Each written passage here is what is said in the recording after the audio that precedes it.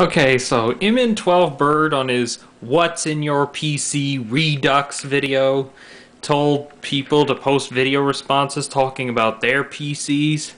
Well, this is the PC that I'm using right now. It's a Dell laptop, and you can see right here the screen is blank because this wire, this USB cable right here, comes into this box.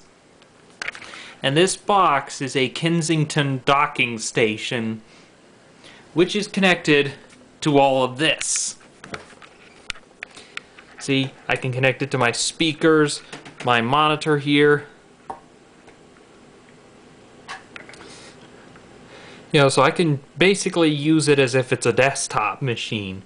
So, here you can probably read the specs. You know, Intel quad-core, 1.6 gigahertz processor, 64-bit. You know, 8 gigabytes of internal memory.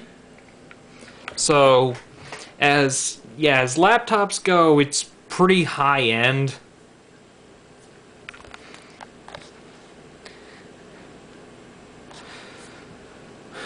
But what I really love about it is that docking station. The fact that that docking station can basically turn... It's not even really a docking station. A docking station is something that you set your laptop on top of, not a box that you plug it into.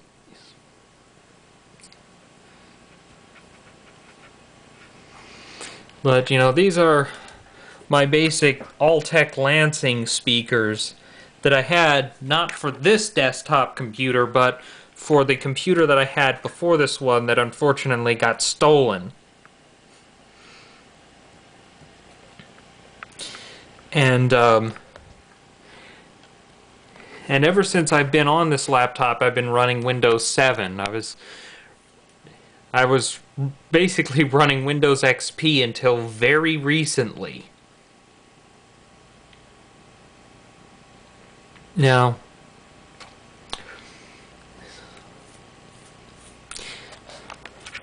the other thing I wanted to talk about is my monitor here. You know, I've made comments talking to Mn12Bird about what this monitor is and what it has. This is basically my TV now, because I can do this.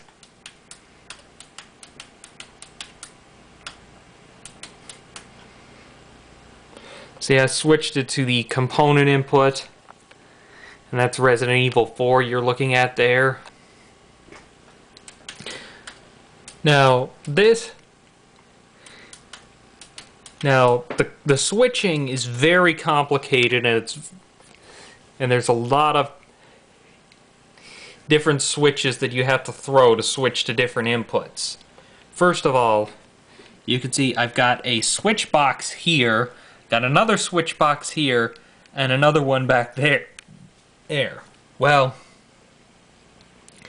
here's the thing. This is my PlayStation 2 here. There's a Nintendo 64 in the background, a Wii, the NES, and Super Nintendo. You probably already know that I have a Genesis and GameCube, and my Xbox and PS3. Now, in order to play the Wii, this box needs to be switched to input number 1. And this box needs to be switched to A. Now, in order to play the Xbox, and that also the monitor has to be set to component. And this box back here needs to be set to B. Now, to play the Xbox, the monitor needs to be set to composite or S-video. The box needs to be set on input 1, this one, and this thing right here needs to be set on B to get video and sound. You know, if you don't switch enough things, you may get video but no sound.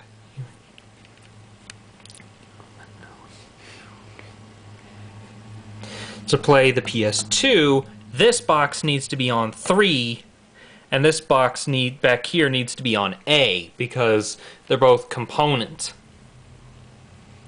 Now to play the PS3 up there,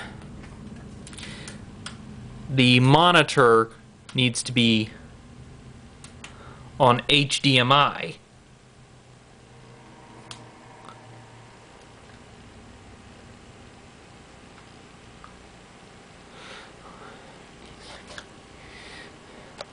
And the box right here needs to be on input 2, and the VCR up here needs to be on L2 to get the sound out.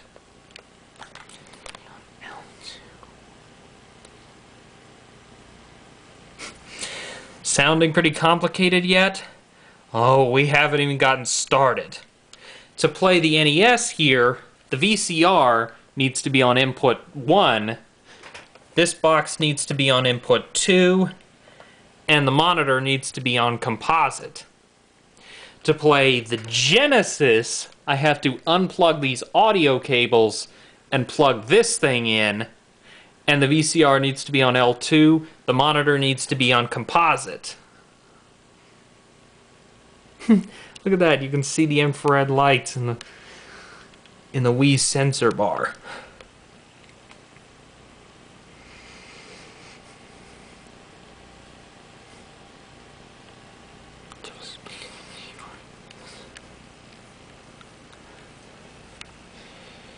Oh yes, and now there's the Super Nintendo, the Nintendo 64, and the GameCube up there. Well, the thing is, all three of those systems use the same output cable, and I basically just unplug and interchange the outputs, the cable between all three of them. And basically, all three of them support S-Video, so the monitor needs to be on S-Video, and this box down here needs to be on input 4. And I have to plug the cable into the appropriate system. So it's really complicated, but it has to be so complicated because unfortunately there is no switcher block in the world that has enough switches to house all of these systems in something simple. And of course, you know, you have to find switchers with the right outputs. This switcher only does composite and S-Video, and these switchers back here only do composite. Now I've got component on this one because I've basically just simply put the three components, the three parts of the component cable into where the video and the two audios would normally go, and it's plugged into the component of this monitor right here. Oh, and some other things to talk about this Kensington docking station is that in order to get the monitor display, you have to download the appropriate display link drivers. But the other thing to say about this docking station is that there's a button up here that allows you to switch which display, whether the laptop screen or the big monitor up there, is the primary display. And this right here, this is where the audio for all of my systems is connected. This one cable right here. It's kind of dark, you can't really see it, but yeah, there's a cable there. And that goes into the microphone input on the front of the system so that I can hear all of my systems through my very high quality, well, not very high quality, but decent quality computer speakers. Certainly better quality than any speakers built into any TV, because this thing is just a monitor. It is not It is not actually a TV. It does not have any onboard audio.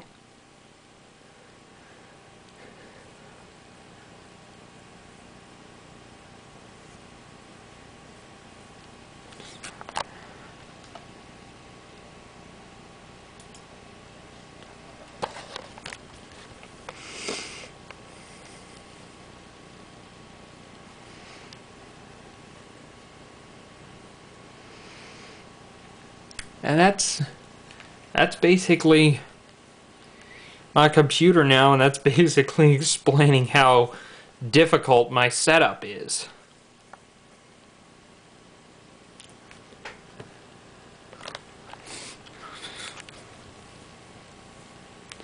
Let's see, they're trying to think if there's anything else I've forgotten to mention.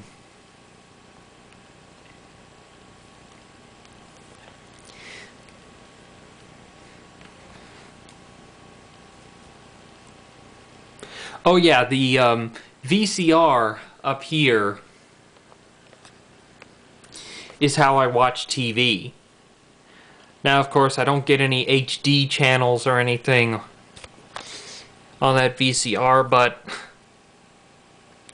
seriously, HD should be part of the standard cable package by now. It's ludicrous that they still make you pay extra for that. Then again, it's also ludicrous that they still make you pay extra for touch-tone phone service, but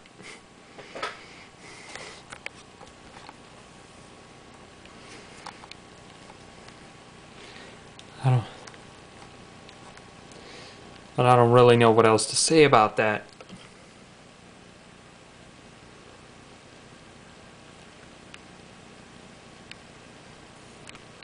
So anyway, yes.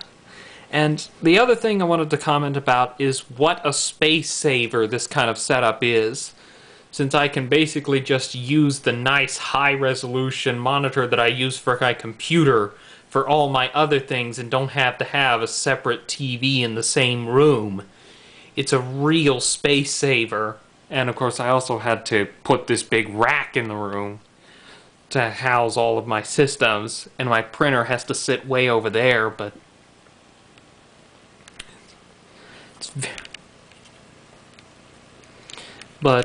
it's a setup of great convenience, and, well, for a computer monitor, this monitor is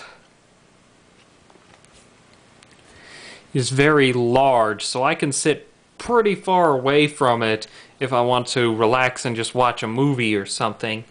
And I do not watch movies through the computer over there. I watch all my movies on the PS3 because I have lots of Blu-ray movies, and this thing does not have a Blu-ray drive, and it doesn't even have the best DVD player either.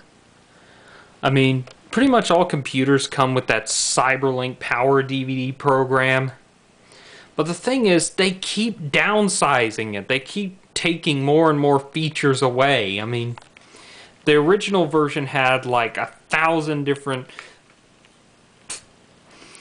DVD playing features to adjust like 1,000 aspects of how you play DVDs, and it had lots of nice hotkeys that, because I don't like having to control a DVD player by clicking buttons with a mouse. I like to be able to just push buttons like on a remote control, like this.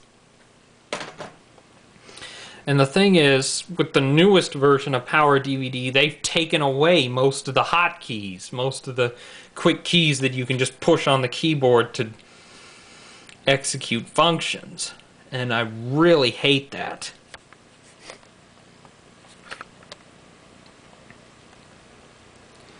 But just, this is for me, despite all the complications of wiring this thing up, this is a very good way for me to do everything I want in a media center.